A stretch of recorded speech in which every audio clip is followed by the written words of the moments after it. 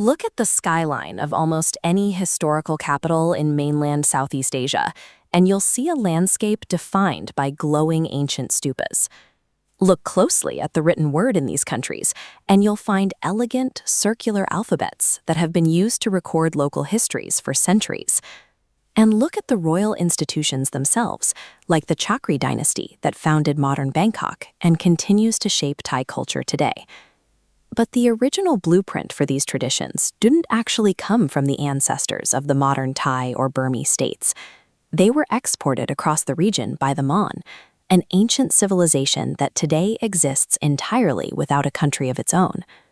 When the cultural pillars of two modern nations are built by a civilization that vanished from the map, it suggests that political territory and cultural power are two entirely different things. Borders can be redrawn, but the underlying cultural operating system is far harder to overwrite. Around 3,000 years ago, the ancestors of the Mon migrated south from the Yangtze River Valley, following major waterways to settle in the fertile plains of mainland Southeast Asia. They brought with them the practice of wet rice cultivation. This highly productive farming method provided the massive caloric surplus required to build early, complex kingdoms. That economic engine allowed early Mon civilizations, like the Dvaravati network, to flourish. They became the very first culture in the region to adopt and spread Theravada Buddhism from Sri Lanka. To document and share these new religious teachings, the Mon took ancient scripts from India and adapted them to write down their own spoken vernacular. That writing system became the direct ancestor for modern alphabets used across the region today, including Burmese and Northern Thai Lana scripts. By standardizing this written language, the Mon exported their ideas across vast distances, bypassing military conquest.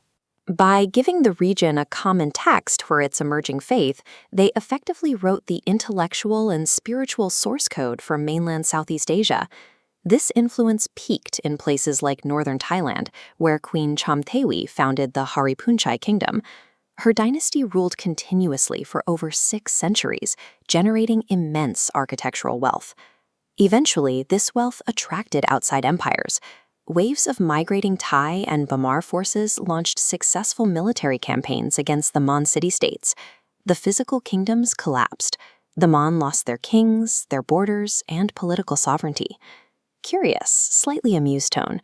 But the victorious kings didn't destroy the culture they had just defeated. Instead, they were captivated by it. They adopted Mon religious practices and aesthetic styles as their own. The new rulers poured resources into rebuilding and expanding the very Mon stupas they had conquered. They integrated Mon craftsmen into their royal courts and passed laws to protect their sacred sites. Losing their physical territory allowed their culture to act as a Trojan horse. By providing the aesthetic and spiritual framework for the invading empires, the Mon ultimately assimilated the people who had conquered them. Centuries later, during the 18th and 19th centuries, harsh conflicts in Burma forced hundreds of thousands of Mon to cross the eastern border into Siam, modern-day Thailand. This wave of arrivals consisted of highly trained warriors, skilled artisans, and experienced aristocrats who carried their social standing and expertise across the border.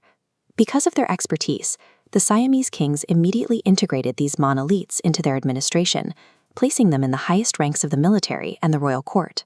King Rama I, the founder of Bangkok and the reigning Chakri dynasty, was himself the son of a prominent Mon nobleman, placing Mon lineage at the very center of the modern Thai state.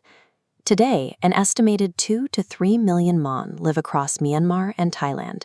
They have no recognized nation of their own, yet they fiercely maintain their ancient festivals, their unique arts, and their vulnerable language, relying on tight-knit communities instead of a government to keep their identity alive. The survival of the Mon proves that a civilization's legacy doesn't require drawn borders or a standing army. When you etch your cultural DNA deeply enough into a region, you can outlive the empires that tried to erase you.